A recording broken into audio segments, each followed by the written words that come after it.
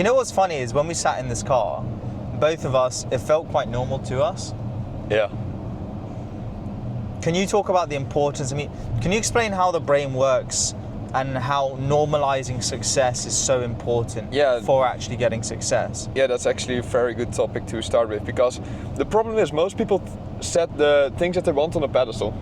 So they want money, they want success, but they set it on a pedestal. And everything that you set on a pedestal, you cannot reach, right? Everything that's on a pedestal is hard to reach. So you have to take the things that you want off a pedestal, and then it becomes very tangible. Then you can really achieve it. And because it also fits your identity, you know, you see yourself already as a successful person, and that's why you will also get it way faster. And it's also about setting standards, in my opinion. It's just a standard of living. And I think those things are very important, but the disadvantage or the downside to this, when you take things off a pedestal, is that you don't appreciate it as much anymore, you know? Which is fun. It's the same with this car, right? Yeah, because when I would step into this car, I thought I would be very excited, but emotional. I I thought that as well. I honestly thought like, wow, it's gonna be like something really crazy and shit. And then I just kind of sat in it and I started driving like normal. You as well. Yeah. You just got in and was like, okay. Only the sound cool. puts a big smile on my face, but that's the only thing, you know. And that's kind of a downside, because now the things that normally would excite you don't excite you anymore. Yeah. But at least you don't put it on a pedestal, because everything that is on a pedestal, like I said, you cannot reach. It's out of your. But so it's one thing to say that in terms of theory, but I'm sure that fucking hell, look at this car. Don't do that. See the side? No? Side of this car. Oh, this car, yeah. Jesus. Oh fuck. Yeah. That's fucked. Oh, Well, that truck. I'm not insured, so if I crash, I'm not insured. You ain't but gonna crash. we will not crash, so that's going to be fine. Sometimes you have to take the risks. So, what's difficult though is, it's one thing, okay, understanding on a level that you need to normalize and not put success on a massive pedestal, right? Yeah. But how does someone actually go about doing that? What steps can they specifically take if they're watching this at home? That's actually a great question. So, what you want to do if you want to take things off a pedestal is, first of all, does it feel like far away for you, or does it feel very close to you? And that's also what you said, right? When you stepped into this car, it felt very normal. It felt like it's very close to you. Most people see it in a way that it's very far away. So do some self-hypnosis and change the submodality from far away to it's very close to you. Because once it becomes very close to you, then it's not on a pedestal anymore. And also, you know, just basically see yourself as the person already that has achieved the success, because it always starts by the identity. It's also what I do in the hypnosis when I hypnotize people. I always start with creating a new identity, the identity of them, of the version of them that has achieved the success. Because once you have the identity, the belief system will change, the habits will change, the way they think, the emotions, even the emotions they feel will change because of the. Stay in this lane. Yeah? Yeah, sorry. Okay. It's more this guy, was the fucking arseholes out here. Yeah, Dubai. So, you have to make sure that it feels close to you. You have to hypnotize yourself as seeing yourself already as a person, and just create a belief, because it's a limiting belief in and of itself, that you think that all those things are very hard to get, you know? If you set it on a pedestal, what does it really mean? You don't see yourself as the person that has already achieved those things. And also, another very important thing is your beliefs are probably that it's hard to reach, right? Yeah. Otherwise you won't have it on a pedestal. Yeah. If you believe it is easy, it's not on a pedestal anymore. So create a belief for yourself that success is easy to get, because success is easy to get. Most people think success takes years or it's very hard to create success, but it really isn't. You know? It can happen like that. And stay in this lane. Even the belief system in and of itself that success is not hard to reach, even though it's maybe delusional. Maybe it is hard. But why would you believe it's hard if you can also believe it's easy to achieve? Because I believe it's a better belief to have. Yeah, I agree. Well, there are two, if you're listening to this, there are two versions of you, right? because you have beliefs anyway. Yeah. But you can have either empowering beliefs or disempowering beliefs. Exactly. And it's your choice. No one chooses your beliefs except for you. But that's not realistic. What the fuck is realistic? Like, if you look at Larry Ellison, his net worth grew with 108 billion in one day. Like, what the fuck is reality, you know? Everything is delusional. You have to be delusional. Like you say, you have to be disgustingly delusional. There's no such thing as reality, only the reality you have for yourself. So that's the thing, you can choose wherever you want to believe in. And I only tend to believe in the things that empower me, right? Because it's all delusional. So that's the biggest mistake most people make. They try to think from a realistic standpoint. They try to think in the context inside of the box from what they perceive as reality. But what if you question everything that you believe, and really, like, if you question everything you believe, does it empower me? Does it not empower me? If it doesn't empower you, is it reality, or can you change the belief? You know? So yeah, it's a good point. Just stay in the left 3 lanes. Okay.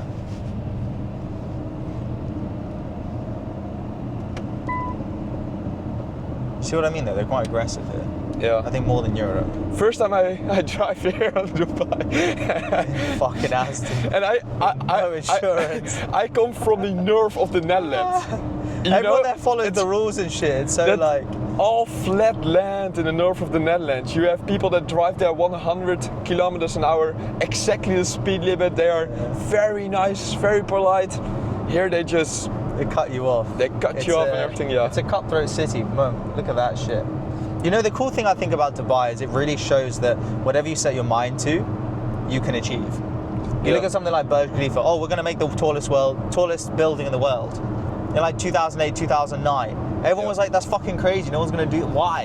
In the middle of the desert. But they just did it. The Palm, same thing. Yeah. Oh, we're going to do a man-made island because we don't have enough space. Bro, you're in the fucking desert. There's all the space you want. Nah, we want to do it. We believe it, and then we make it happen. Yeah. How did you, so from what I know from you, hypnosis is something that can change someone's belief instantly. Yeah. How did you find hypnosis originally? What's your origin story? Like, how did hypnosis get you from whatever you're doing before to now you've got a nice Rolex, driving an Aston Martin, you're in Dubai, making really good money, changing people's lives? Yeah, so is the question how I got into hypnosis or how I hypnotized myself into this life? Let's do, how did you hypnotize yourself into this life where you're driving around Dubai with really good friend? Yeah. Aston Martin, it's Wednesday? Thursday? We don't even know. Yeah. And this is normal. Yeah. Yeah, so I love to talk about this topic because it was not easy. It was definitely not easy because before I started with this, I literally was at rock bottom. It was the worst period out of my life. So I basically had a sales agency, like, you know, Honorable Closers was in the Netherlands. We were one of the biggest in the Netherlands. We coach people to become a high-ticket closer. And basically, I lost my passion in that. But at the same time, I didn't have a plan B. I didn't have a backup. But I was obsessed already with the hypnosis.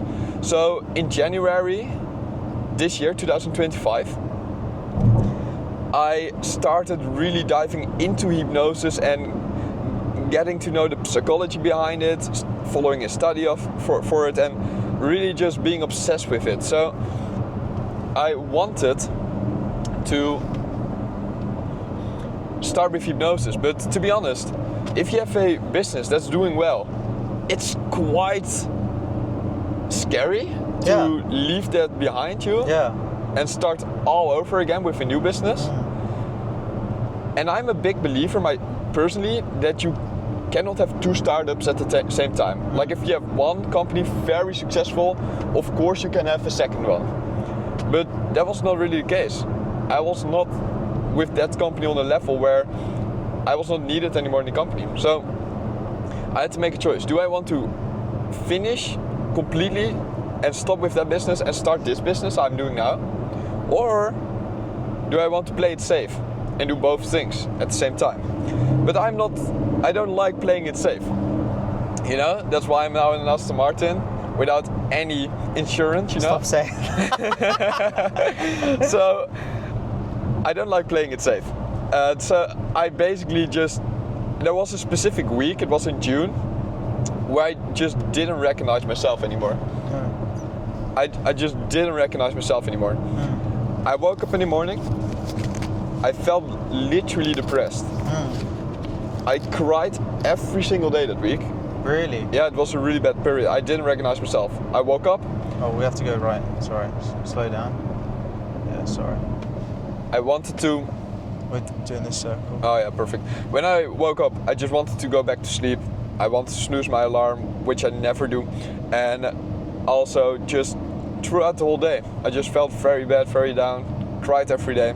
I don't know what it was, but it just felt like something was telling me to stop with what I was doing and really make a change, because I believe that if you feel like some sort of a depression, it just only tells you that you have to change things. Yeah. You know?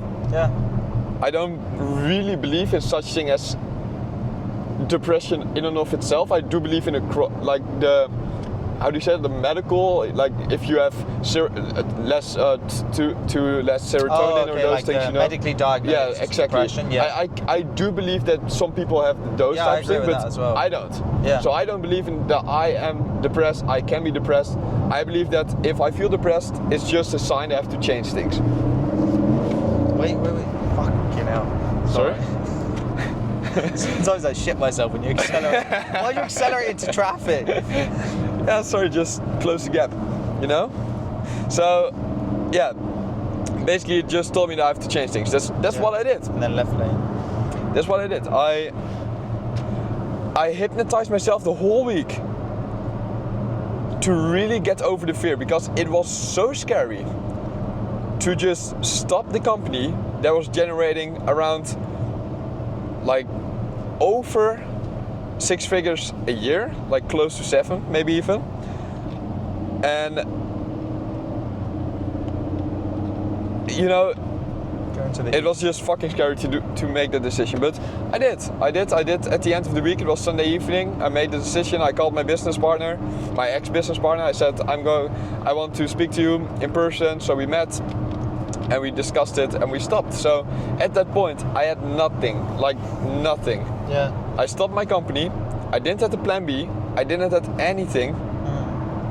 And I started all over again. And you know, it was so weird, because in this week I was so scared, but when I made the decision, I felt so much power, so much purpose and motivation. Nothing that I was really scared of. And now 5 months later, we are here in Dubai. Yeah. You know, only 5 months later. Go in the left lanes.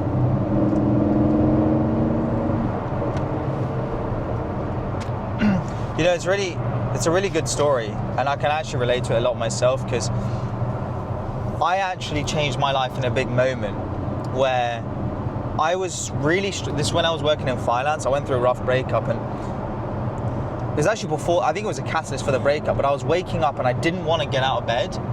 I didn't want to go work. I felt that feeling of almost depression. Yeah. And I forced myself anyway, but at one point I was like, felt so rock bottom, and I thought to myself, this is not truly who I am, because it wasn't actually aligned with my core identity. And so what I did is I took massive action, and that massive action was quitting that corporate job, going all in, just trying random different things. But something is better than nothing. And a lot of people, I see this all the time with I do a lot of public speaking, and I always see that what they do is they don't take massive action towards their goals. Yeah. You do every single day, massive fucking action, regardless of how you feel. Yeah. But people don't do that. Were you always like this, or is this something that you developed? This ability to just take action? That's a good question. So, I do believe it was something I trained myself in. Yeah, definitely.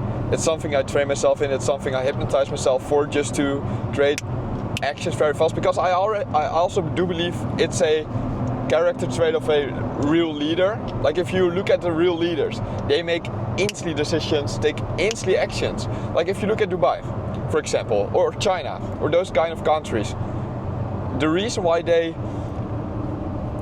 develop so fast and why they build so fast all the things is because they take massive action very quickly. If you look at the Netherlands, where I'm from, it takes years to make a decision and to change things and to take an idea into action. It takes years, and that's why we are falling behind. Yeah. You know, so if you look at the real leaders, the good leaders, they always make decisions instantly and they stick with it. If they make a decision, they stick with it and they don't doubt it anymore, you know? If you go for it, then go for it. And that's also a thing most people do. They make it, they first of all, think days, weeks, months to make a decision. And after they've made the decision, finally, they start doubting themselves. Yeah. And now they question themselves, like, is it a good question? Do I have to go back? So when I made the decision to stop with Honorable Closers, my sales agency, and start with this business, with the hypnosis, there was no doubt anymore. I just went all in, and I think that's a very important thing, that if you want to be a leader, you have to take action instantly and stick with the decisions, stick with the actions you take, and don't doubt yourself all of the time. I think that's very important. Why do people doubt themselves?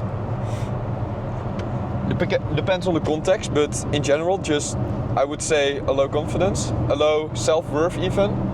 You know, if you look at the identity part of it, like, do you see yourself as this leader? If you see yourself as this leader, like for example Donald Trump, his confidence is amazing, like maybe a bit arrogant, alright?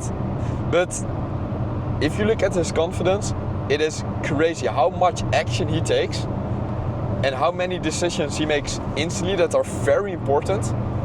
You have to be very confident for that. And you have to see yourself as his leader, and your self-worth needs to be very high. So I would say you need to have a high self-worth. You have to be very confident.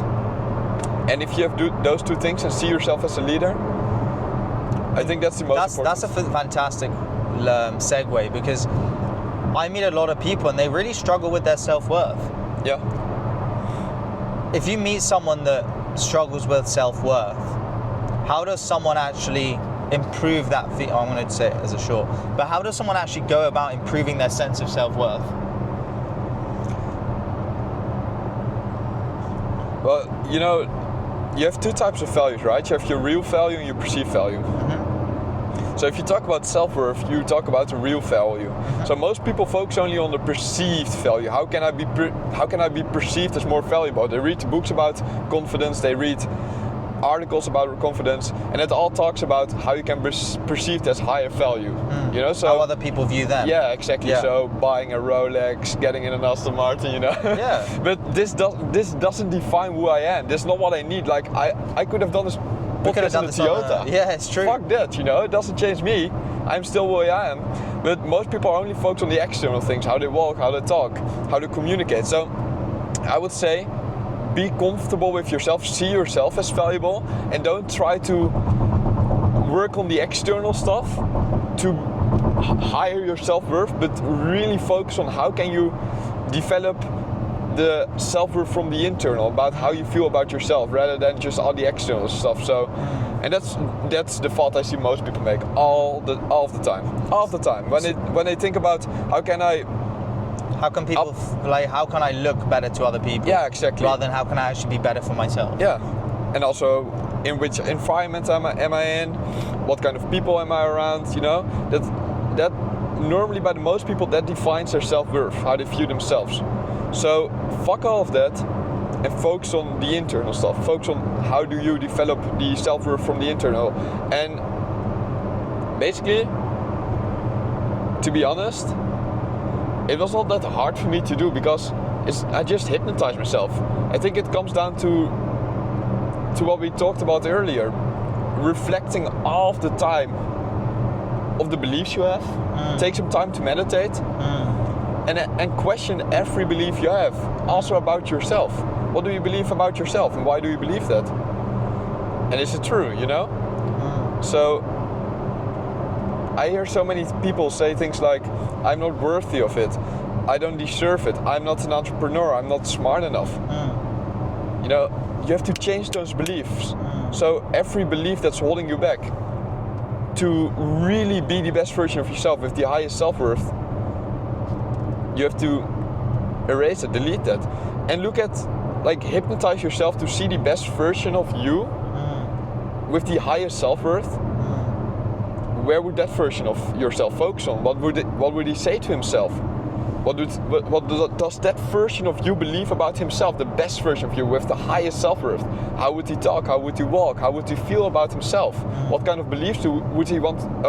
Which kind of beliefs would he have about himself or herself? You know, and really adapt those beliefs. And you can do that with hypnosis instantly, and that's why hypnosis is so powerful. Aron, you obviously work with a lot of top entrepreneurs, a lot of people that have incredible lives, but you help a lot of people that start off early on, that maybe aren't living the life of their dreams yet. What is the biggest difference, or what are some of the biggest differences you see between people that are just starting out? Confidence and self-worth, definitely. Again, confidence and self-worth. Confidence and self-worth. Yes, definitely the confidence. Like, if you look at the most successful people, and also the most happy successful people, they're very confident. They feel comfortable with themselves, they feel comfortable with the things they do, they don't doubt it, they don't procrastinate, they just take massive action. But also, that's something you hear all the time. People that are successful, they take massive action. That's true, but why is that? It's because they are confident. You know, that's why they take the massive action. They see themselves already as successful. It's also the identity.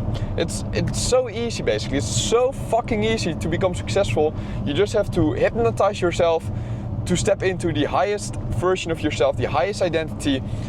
Be like incredibly confident, and there's nothing holding you back from there. Why do you think a lot of people don't act from us or aren't confident?